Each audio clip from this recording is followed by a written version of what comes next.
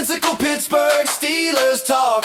Every single week we take that walk through the history, the present, and the future bright. Steel City stories shining ever so light.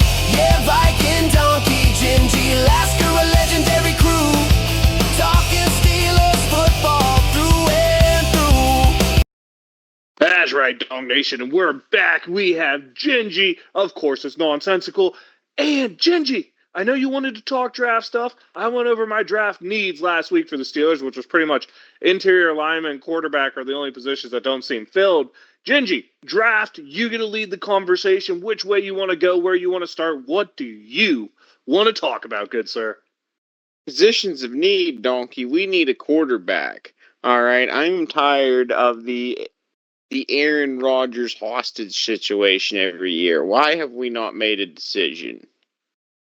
Our decision is pray he decides to come back. I'm not tracking you here, Gingy. I'm not sold. I think we did. I'm make not a sold decision. on that strategy. Is what I'm saying. That's fair. I back exactly 100% what you're saying because it's ridiculous to let Aaron Rodgers hold us hostage, which is what has happened. I mean, yeah, he's probably the best option we have, but he's the best option we had because we refused to pursue any others, right? Right. Exactly. Was he the best option available? That's the question I think you're asking. For the ones that would come to the Steelers, I mean, were you willing to pay Malik Willis $30 million a year as a dude who's proven absolutely nothing? No. That's like option two. I guess you could just say, hey, we could have tried to sweet talk Kirk Cousins or, some of the other available guys, but I watched them all play last year, and if we're going to just base it off of last year, Aaron Rodgers was by far the best available option, right? Well, let's hope he comes back then. Here we all go on the merry-go-round. I just picture like little kids just jumping on and being all happy, and it turns super fast, and everyone's like, "Here we go!" I want to get off, Donkey. I do. I'm stuck. Yeah, that's fair. Yeah, I don't know, Gingy. I'm beyond trying to act like I know what the heck the Steelers are thinking or what the heck they're doing. A lot of the talk seems to be that even if Rodgers doesn't work out, they're okay with seeing, if Will Howard's the answer. And I don't know. I guess I'm not against that. And to be honest, with this quarterback class that's out there this year, Gingy, I think I prefer that to drafting one of these guys because you look at those names and you tell me which of these guys attracts you as a quarterback, right? The guys who have been kind of talked about as maybe guys who will get drafted in the first round. You a big fan of Mendoza? Because to me, he has a back-end first-round grade maybe, but you have to be number one to draft him probably. You a fan of Mendoza? Not a big fan of Mendoza as your guy at number one. Yeah, right. You got not a big fan. What, Ty Simpson? Not a fan of Mendoza though, but not a one overall. It's just not a quarterback on the board. Yeah, looking at that capital this year. Is there a player on the board? Is it all about capital this year? Who's that good? There are some big-time players out there. There's a lot of potentially good wide receivers, I guess is what I will call them. I'm not going to say they are good, but, potentially good wide receivers out there. There's a pretty good flux of first-round, maybe not top of the draft guys. There's no, like, Senny Pell. Oh, my gosh, why can't I think of what his name is? Senny Pennell, the guy from Detroit, right? There's not like him, but there's a lot of first-round talent offensive linemen to be had in this draft. Like, once you get past that, there's a lot of depth at linemen. There's a lot of depth at wide receiver. Some of the positions that have some strong depth are positions that you just don't take in the first round, right? Like, in this case, I'm talking safeties. There's some good ones out there, but who takes a safety in the first round, I've heard running backs going in the first round. When you look at this draft, there is talent to be had. The question is, do you need it at that position and what you have to give up to get it, right? Right. Well, okay, in terms of positions, assuming that Aaron Rodgers arrives in Pittsburgh, as one would expect, I think the Steelers really, if we're going into this, this is Mike McCarthy. Remember, this is a whole different ball game than any of us are really familiar with. I mean, and then it's still Omar Khan, right? And we're looking at there is probably offensive line heavy. So I wouldn't be surprised if that's what we're looking at again in the first round. Donkey maybe taking a guard. Please. That's when I talked about what I wanted. I said if Rodgers comes back, the spot you have to draft is offensive guard or offensive. I also said tackle because I feel either of the two current guys we have out there, Fontana or Broderick Jones, could move into guard. Maybe an interesting, and of course Dylan Cook puts an interesting take on this too, as he was our best tackle arguably last year in the few games he played. But don't forget, Broderick Jones is coming off a neck injury that there's no guarantee Broderick Jones plays again. Like, the Steelers are hopeful about it, but neck injuries have ruined careers before and ended them. There's no guarantee Broderick Jones is back next year. Sad but true. And I think about that, Donkey. That'd be massive. It would. And I think that's the one thing that Steelers fans and draft pundits that I've been seeing aren't really talking about. They're talking about Fontana being there, Broderick Jones being there, and if Dylan Cook keeps playing, they look solid on the outside. But there's a world where Dylan Cook just had 4 good games because no one's ever seen him play before. And there's a world Broderick Jones doesn't play another snap. And let's not act like Troy Fontana doesn't have an injury-plagued checkered history. And that's why offensive tackle became my third biggest draft need, Gingy, like right along with wide receiver, is because I'm not I think if all 3 guys are there, you're good. The question, Gingy, is, are all 3 guys going to be there to me? That's the big question. And it's harder to get a good tackle than it is to get a good guard. It's a big if, Donkey. If all 3 of those guys are going to be there, I think it's more likely than not that there will be a period of time where they're not. And honestly, let's say the Steelers decide to address offensive tackle. If you address offensive tackle, you essentially address offensive guard, right? Because one of those guys is going to move. Is that tracking? Yeah, that would be the assumption. Well, we'll see if any of those guys can move. That's what we'll say, right? Yeah. Not sold on that.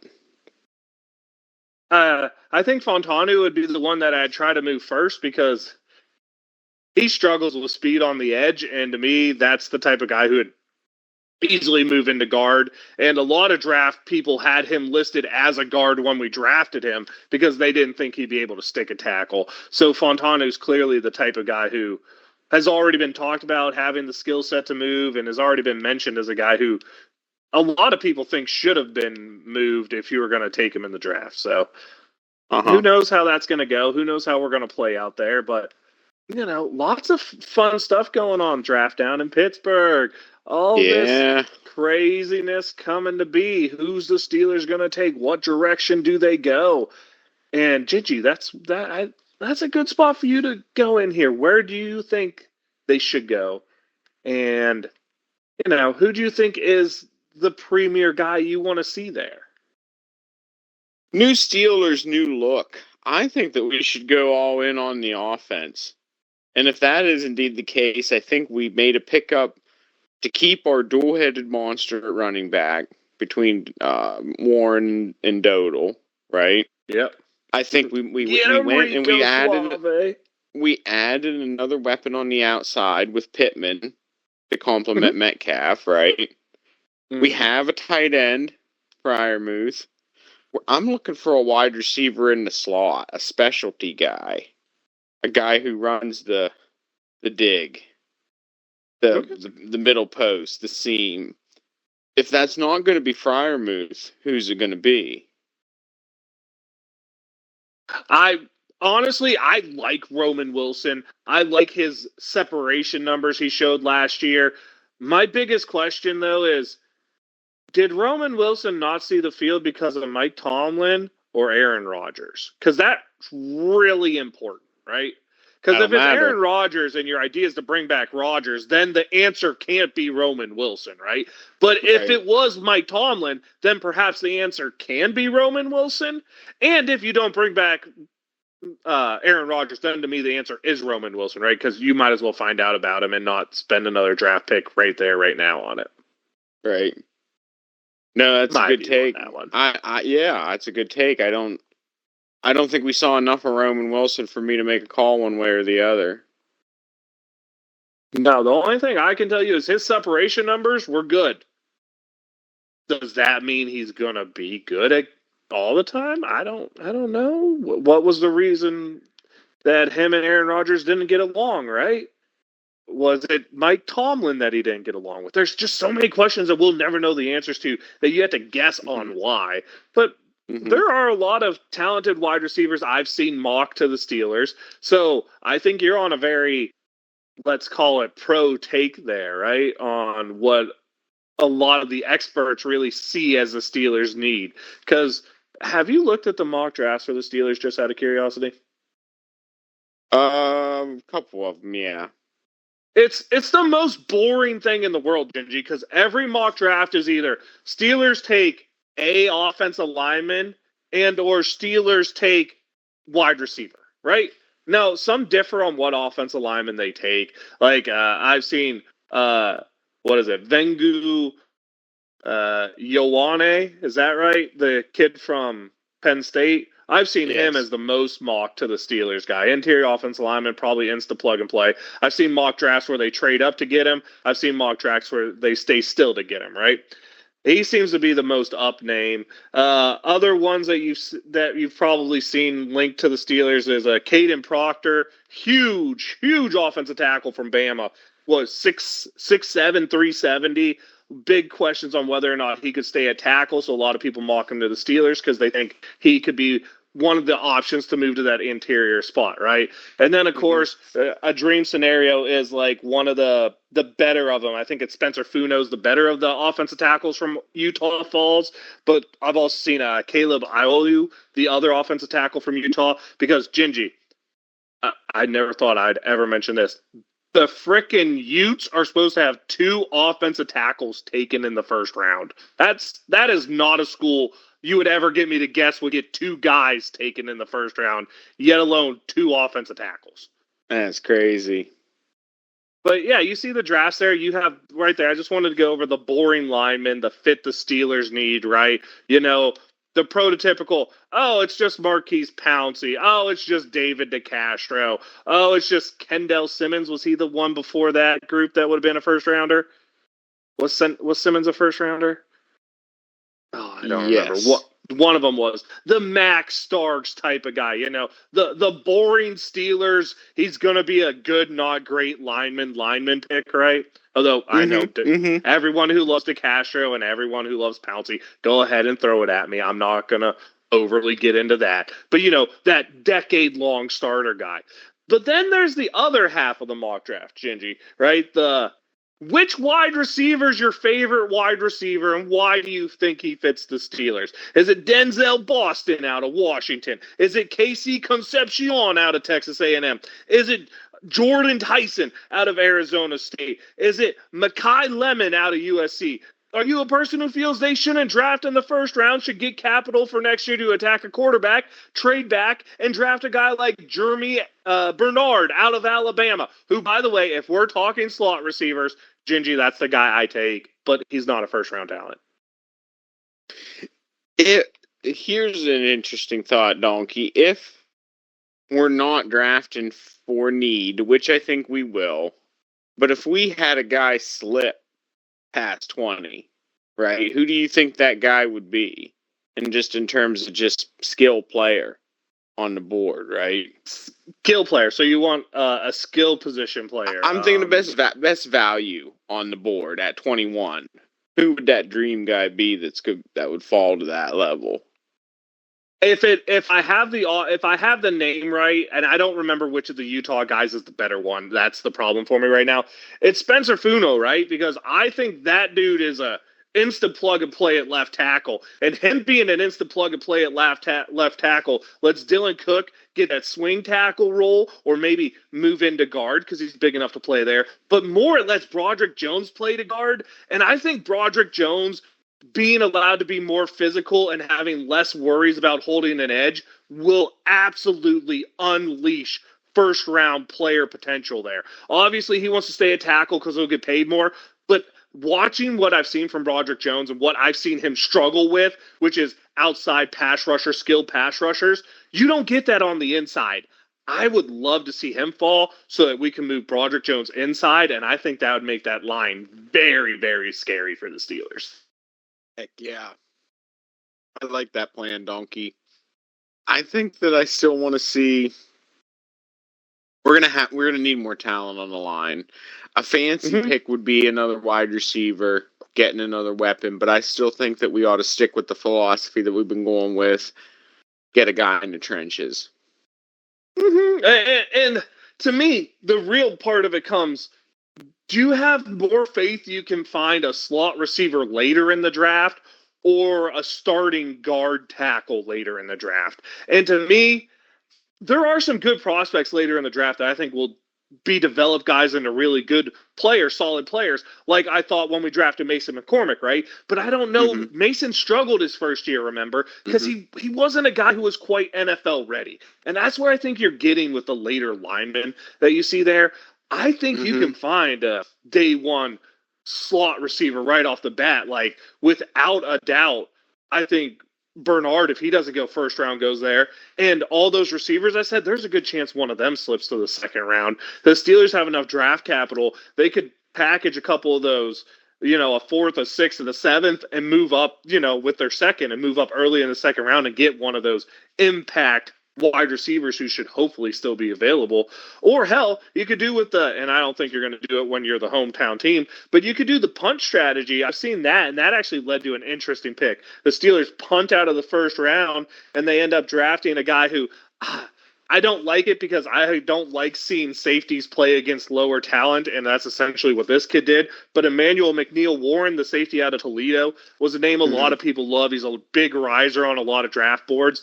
But I just hate taking those, flow type position players out of schools that aren't big schools because you don't see him play against big time players. So when he makes a mistake, it doesn't get punished, right? It's a much. Do you remember that kid we took in the 6th round from Syracuse who led the NCAA in interceptions? It's much like 5 or 10 years ago. It's much like him. You didn't get to see him play against top talent, so it's hard to judge safeties or lower school wide receivers. So that's a big risk to me, but building enough capital for next year, I'm going to tell you right now, the Steelers need to know about Aaron Rodgers by draft because I think they should trade out of the first round if Aaron Rodgers isn't coming back. Full stop, without a doubt. I think they should trade out of the first round and they should absolutely build themselves to find out if they need a quarterback. And if they don't, then they can stack the roster. Because let's say, Gingy, Aaron Rodgers doesn't come back and Will Howard's the answer. And you're like, you see, you should have wasted their first round pick so the team's better. No, because now I know what my answer is, and now I can get the best players to make Will Howard look better in year 3. Absolutely. Donkey, we got to know. One way or another, we got to know on this guy, or we got to know, or we got to go. Because the reason I think they cannot play hostage, like I've been saying, is it's just the draft strategy has to change so much if Aaron Rodgers isn't coming back. And I'm not saying that because I think we should, if Aaron Rodgers doesn't come back, then we should go draft a quarterback. No, there's not. I do think we should draft a quarterback in the 4th round, and it's whichever one you like. Personally, for me, that super athletic kid out of Missouri, I think it's Missouri is where he played, maybe not. Either way, the 6'7" kid who runs really fast from one of the SEC schools, that would be the one I would take. But if you're going to try to argue with me and be like, but I like Nussmeier from LSU, or I like Drew Aller from Penn State, I don't care. Take the one you like. That's what I'll say on that. But Sitting here, year 2, waiting on Aaron Rodgers is silly, Gingy. It Boring. is silly. Boring. Not the guy. He's just not. He's not that valuable. I guess he is based on availability, He is. right? He's a top 20 quarterback, so clearly he is that valuable. But the thing is, and this is what makes it hard for the Steelers, is you're either rebuilding, which is what you do if Aaron Rodgers says no, or you're going all in, which is what Aaron Rodgers says yes. You can't go to the draft, go all in, and then Aaron Rodgers says no, because now you screwed yourself, right? And you can't go to the draft and rebuild, and Aaron Rodgers says yes, because guess what? You screwed yourself. It's like it's nothing but a lose-lose situation for the Steelers. This whole Aaron Rodgers thing's not being, done. Hopefully, it's all just a ploy. He signs when the media's there, and they make a big hubbub about it on the Wednesday before the draft, right? That's the dream. Or he says he's retiring the Wednesday before the draft. I don't even care which way. Yeah, it's just we got to allow us to make plans to make a decision. Yep. Without a doubt. And I don't know. Now, Gingy, out of those mock drafts I said to you, which ones are you in line with? Who's the Gingy like here? Huh? Which one's the Gingy guy? Like I said, Donkey, we're going trenches. Whoever's the guy available in the trenches, Donkey, that's the answer. That's not. You gotta like one of them. No. I'm gonna assume Gingy just doesn't want to make the Penn Staters mad, so he won't say that the Penn State guy's not his guy. Just don't care, truly. Just build it up front, right? Because we're gonna build. Is Mike McCarthy going to continue to? He's going to want to continue to run the football. Yeah? Well, he did it in Dallas successfully, yeah. And really, the ability to run the football is what opened up Dak to become almost. Look, remember, he almost made Dak Prescott an MVP. So, yeah, I'd assume he's going to stay with the philosophy that made that happen, right? Little run heavy on it. I would agree. We have the personnel to do it. So, if that is indeed the case, tightening up the trenches up front and making sure Aaron Rodgers doesn't stay on his backside. That was the recipe last year, right? Steelers looked at their worst when Aaron Rodgers was getting absolutely drilled into the ground. Yep, that's absolutely fair to say. So the best thing that we can do to get better is let that happen less. Yeah, without that's my take, Donkey. That is the way to do it, and I guess you could say that for any of the quarterbacks who's there. You need to have the ability to keep them upright, to keep them playing. Well, and I mean, I think it's specific with a 40, 41, 42-year-old guy, though. Like, yes, you're going to keep every quarterback upright. You don't want your quarterback getting sacked 8 times a game. That's football. Any team can say that. That's not magic. But this guy in particular, right, looks bad when he's going down. He gets that big frown on his face. He starts yelling at his teammates and stuff. It's just not good vibes anywhere, besides the fact that they're going to break his bones. Okay, Donkey. That's what I'll say with you. I'm not going to argue any of that because that's true. But I don't know if it's more important keeping him upright necessarily because he likes to hold the ball and take the hits, right? He does that, so he's going to take hits. I think it's the avoiding quick pressure because he doesn't have the ability to beat quick pressure, right? He's not going to drift out of the pocket. He's not going to be able to move. So I hear what you're saying. I fully on board. You need to avoid the quick pressure with him. And the offensive line's the easiest way to avoid quick pressure is by addressing that and making that a strength rather than a weakness. And the only other thing you can do is to scheme around it, and then you're just going to get Ben Roethlisberger 2.0. Where it's a scheme that's so driven in that you have to do it in order to be able to protect him, and then it's very easily planned against. Yeah, so I don't want to protect it with scheme. Yes, I don't want to protect it with scheme. I want to protect it with people, good people. Yeah, that's a fair look. I I don't know if you have any later round guys that you looked at, but to me, a couple guys I'd like to see because I do think the Steelers still need to add an interior linebacker. And Kyle Louise out of Pitt is an absolute monster. I like him, obviously, but there's the kid out of Texas. I think it's Texas A&M or Texas Tech. Rodriguez, also a nice looking interior lineman or linebacker. I think that's a position the Steelers absolutely should look to address later in the draft. And obviously, wide receiver is a spot that needs it. But Gingy, if you were to break down a perfect draft scenario through 4 rounds, and we're not going to say players here, what positions are the Steelers going through? Line, wide receiver, safety. No, not necessarily. Okay, this is slash and or safety and or defensive tackle, specialty guy. I want a big, wide boy, somebody who's about 315 pounds, who goes in there on first down and absolutely just clogs up the middle. Casey Hampton 2.0. Yes, if you're going to stay a 3-4, you need a run stuffer. We need a big, forever. and that's what our rounds. And again, I don't know if you. I think you can get that in the third, maybe not starting caliber, but a developed guy. The specialty guy, you could probably pop one off in the 6th. Now it might end up being like the heck was Shade Tree's actual name? The big old dude we had out there. It might end up being more like a shade tree than anything else, but that's not terrible. That's what my ideas are looking like. If we're drafted for need, Donkey, that's what I'm looking at.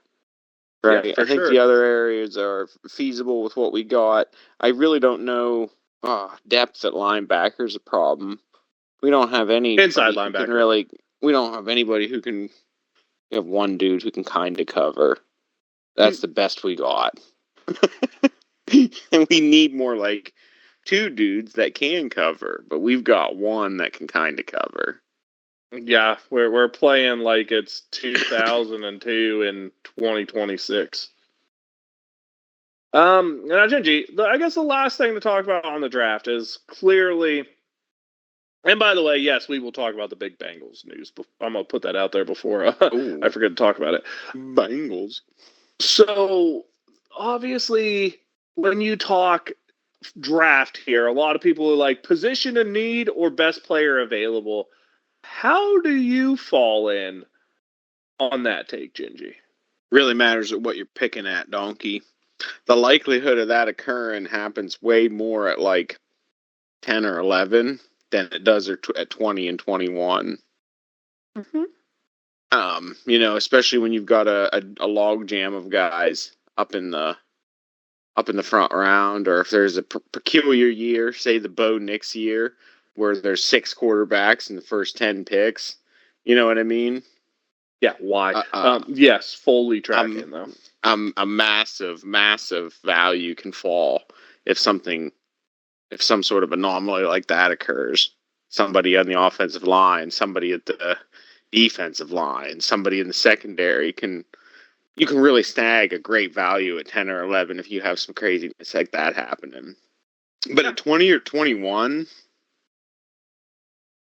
I don't know, Donkey. You're probably to make any sort of splash. If the Steelers were to make a splash, the splash they would make is if they have a guy that they're in love with, packaging that 21 pick with another pick and moving up to get the guy you want in the draft in Pittsburgh. Outside of that happening, I'm not sure if we're going to see the Steelers do anything extremely shocking, in my opinion.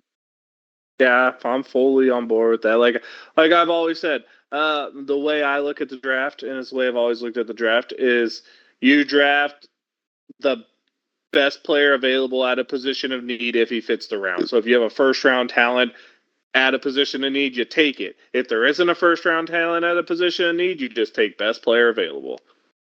That's the way I've always felt on drafts. I think that's the best way to ensure that you're getting proper talent because you can't be one of those teams that's always out there reaching because you're just going to end up falling behind all the other teams. That's the way I've always felt about those things. But the Steelers have been the team that have been reaching the last few years. Yes, in all sorts of positions. The Bengals giving up the 10th overall pick to get themselves Dexter Lawrence from the Giants. I mean, definitely elite interior defensive player. 10th overall pick, though, that might be a little steep for a guy that you have to pay a bunch of money to. And I'm going to be honest with you here. If he just is the player he is, I think they get maybe of value for it. And I don't see him taking a step forward. I'm not sure I love this pick. And to me, it reeks of desperation from a Bengals team that wants to be competitive, wants to keep Joe Burrow wanting to stay there, but let Hendrickson go for nothing, and then gets desperate and has to send a 10th overall pick to get an interior pass rusher who honestly is not on the level of what Trey Hendrickson was for them. Absolutely, Donkey. I don't think it's worth a 10th overall. I don't know, though. It could be indicative of what they see available in this draft. Maybe they're the positions that are going to be available or positions that are squarely covered on their team. Wide receivers, quarterbacks, guys who are already quite deep on their team. Right. I don't know, though. Production, again, I think it does. Desperation is a word that comes to mind when it comes to trying to assemble some sort of defensive resistance, which Bengals have had a tough time doing recently and are only losing ground in that area. But this is a big step forward for them. Not looking forward to seeing them twice a year.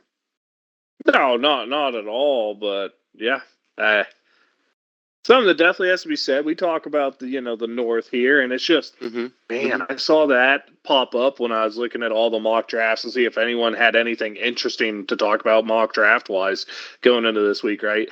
But my God, that is a price that if he, and let's be honest, interior defensive linemen can sometimes take a step backwards, especially when they're in new systems, new schemes, all that. If he takes the slightest step backwards, Gingy, that move's just terrible, right? Yeah, they've lost if he takes a step back. That's just such a, oh man, risky move. Yeah, desperate. See it how feels it does. So desperate. See how it works for him. Hopefully, terribly. Let's be honest here. I'm gonna say that from the absolute look of a Steelers fan perspective. I hope it works out as poorly as humanly possible. I think it will. It's the Bengals. It's a pretty solid. I think it thing will. to bet against them. Yeah. Anything else you want to talk about, Gingy? That's really all I got. I think we did a pretty good job of prepping. I think the draft might look like. I think so. Moving into next week, I didn't really see anything else too crazy, other than the fact that the infrastructure of Pittsburgh itself will quite be tested by an event of this scale. I heard they are shutting down the schools because the traffic is going to be so overwhelming. Estimated 500,000 people to the city by the end of this week. Who the heck's trying to make the kids go to school when there's a draft going on? I know, right? They have to be Browns fans. That's well played. I was not prepared for that. That's just I like it. All right, well done, Gingy. Thank you. Gingy, any shout outs you want to give here, or Not yet. I think I'm going to save mine for if there's anybody who does anything good during the draft. I would love to shout out Omar Khan for a stellar class and selection. We'll see, Donkey. We'll see. Yeah, I guess we. Fortunately. Yeah, I really hope he does great. I hope the draft is great. I'm going to give a shout out here, and I'm going to give. I love to give shout outs to the week before the draft. My favorite. Yes, that's the player I really wanted. The Steelers got him, and then it blows up in my face. And there's two. that specifically go to mind because they're from schools that I always rooted for in Texas and Pitt. And my shout out's this one for getting me overly hyped at a time that you should not get hyped for because we're drafting people based off of them playing against teenagers and their performance in a combine where they're in shorts, right? But Kenny Pickett and Limas Swede, you two get a shout out because you were like the two biggest hype moments I had of kids from colleges I liked coming to play for the Steelers. Thank God James Conner worked out, dude, or I would have been just freaking miserable because it would have been never working out for me undrafting Pitt kids in the Steelers. So James Conner, you also get mentioned a little bit here. Now I'm going to let you know I am the Viking Donkey. It's Viking _ Donkey on Twitch or Twitter, your daily dose of Donkey Gingers. This awesome YouTube channel where you get the fun content. Be sure to tune in. Me and Gingy going to talk about what happened on the draft so far, probably next Friday or Saturday, so it might not be fully done yet. And then the week after, we'll fully recap what we saw from the draft. But I am going to do a special little show starting next Monday to break down the college numbers, what you see in the college tape, and what my expectations are of every Steelers draft pick, and hopefully 5 minutes or less, that is. So be sure to tune into that. Gingy, let them know. That was a mouthful, Donkey. It's nonsensical. It's draft week. Here we go, Steelers.